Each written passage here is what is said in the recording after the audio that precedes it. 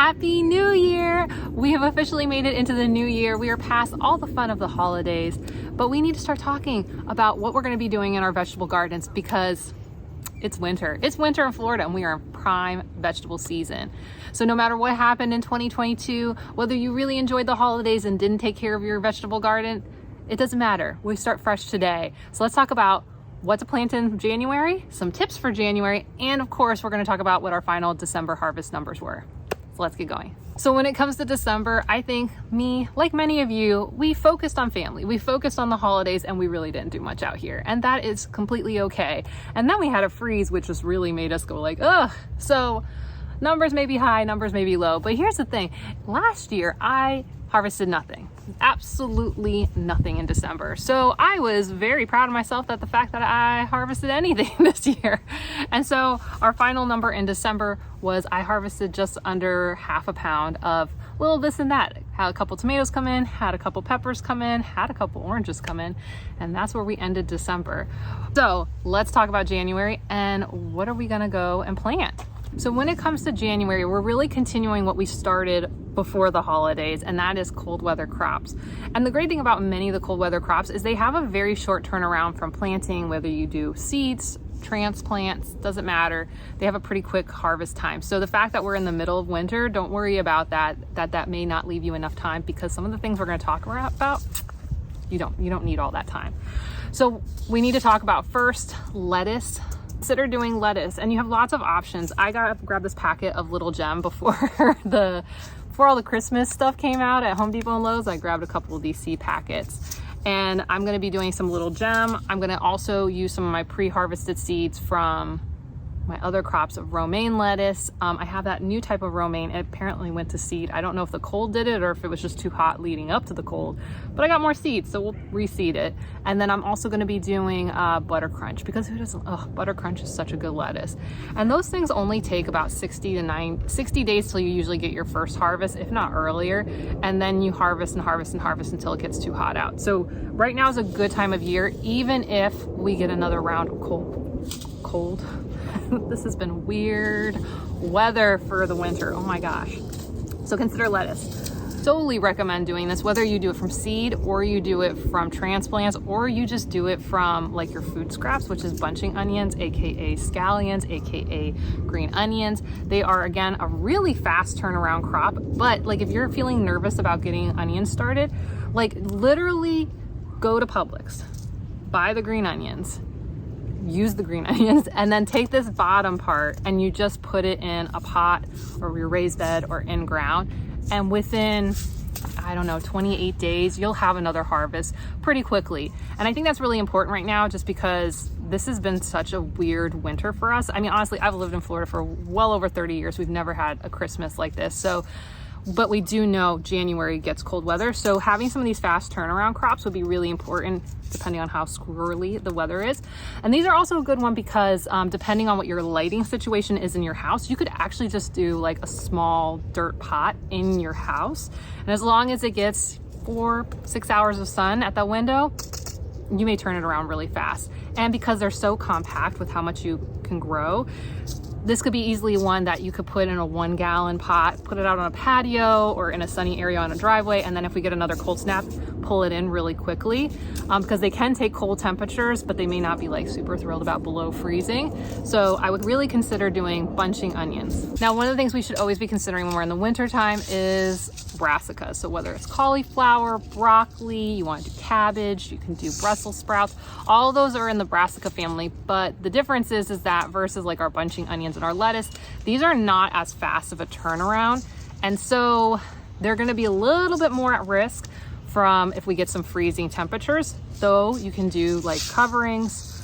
You could outgrow these in like a 5-gallon pot if you wanted to. So if you're feeling kind of like, especially my North Floridians, who the weather is going to be a lot more iffy, because it just is. It is. I mean, I live in zone 10, so I get to be able to be like, woo, just do whatever. But like I get my zone 9s and my zone 8s. Like it's a little bit more risky about what you're going to do. So you could consider putting these in like a 3-gallon pot or a 5-gallon pot. 3-gallon might be too small.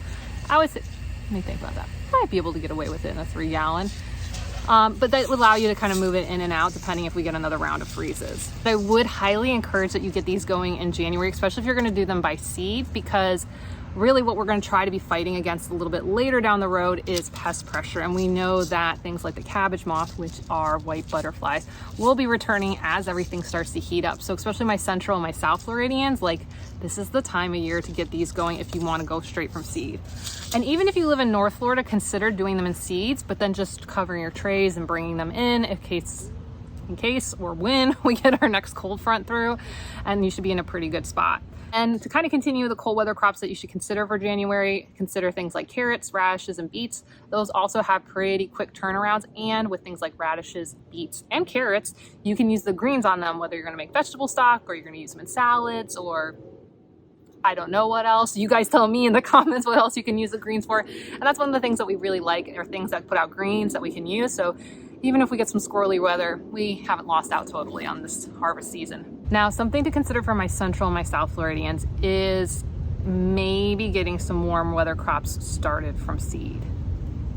I know, we just went through a freeze and a lot of people had damage to their warm weather crops, especially tomatoes and peppers, or they lost them in this temperatures. But if you're gonna start them from seed and you wanna start harvesting on the early end, like this might be a time to like get your little trays out, get your seed packets out and start getting going, because this would be the time of year to start seeding for your larger, especially like tomatoes that tend to get like destroyed by pest pressure later. You might want to consider doing those right now. So just something to think about. Oh, and if you're wondering how I'm keeping track of all this information, I'm using the 2023 Wild Floridian planner. The digital copy is out, and yeah, I printed it out and I just threw it in a folder, and I'm just using that to kind of guide me through this conversation. So if you would like to get it, go to www.wildfloridian.net/planner to get your digital copy today. Now let's jump into some tips for January and things to think about as you're doing your vegetable gardening. One, acknowledge the fact that you didn't do a lot during the holidays, and that is completely okay. You may have weeds that have gotten out of control, things that need to be managed. That's okay. Just go do a walk around, make a list, and prioritize it. What's the things that really, really need to be dealt with? Do you need to prune anything? Do you need to take anything out? Do weeds need to be pulled?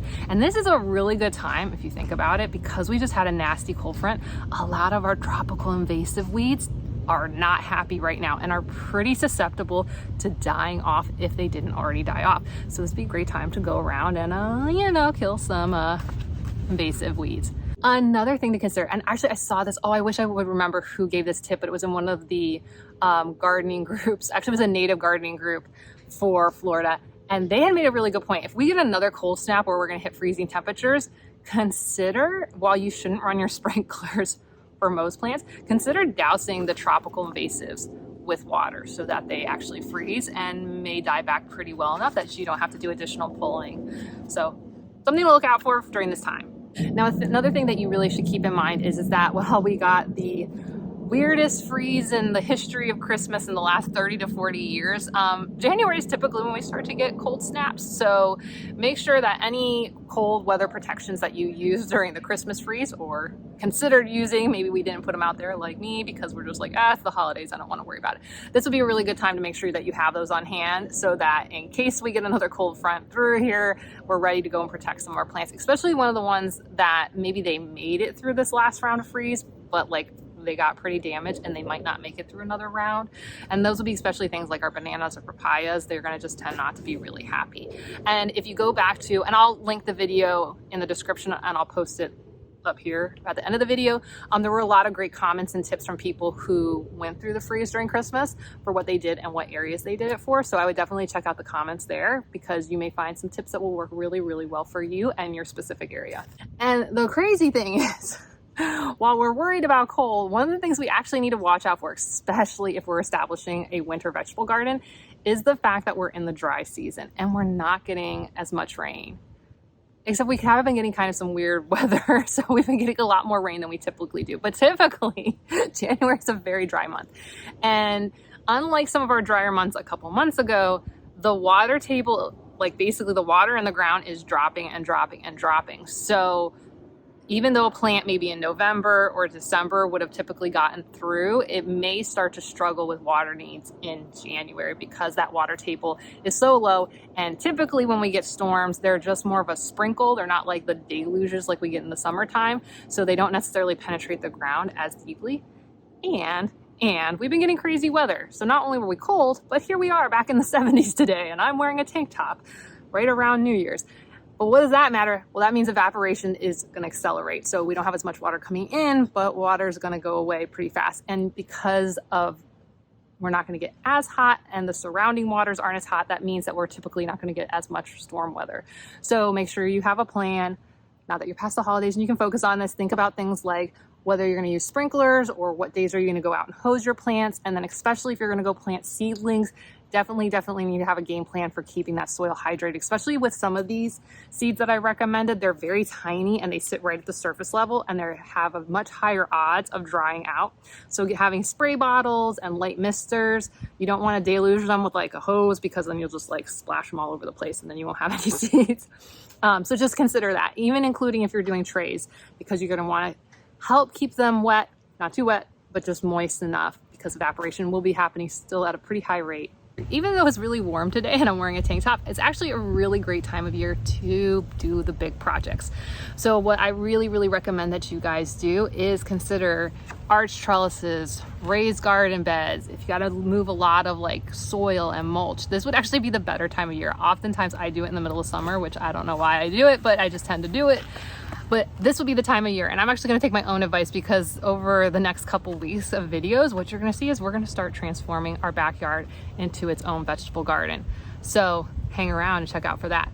And if you're needing to have some tips and ideas for all the seasons, go to www.wildfloridian.net/guide. This is a free seasonal gardening guide. If you're not ready to jump in and pay for a planner, no worries. This will help you get going and get ideas for each season. But if you would like to get the planner, which has way more information than the guide, then you can go to www.wildfloridian.net/planner. Okay, I'll see you soon. Bye.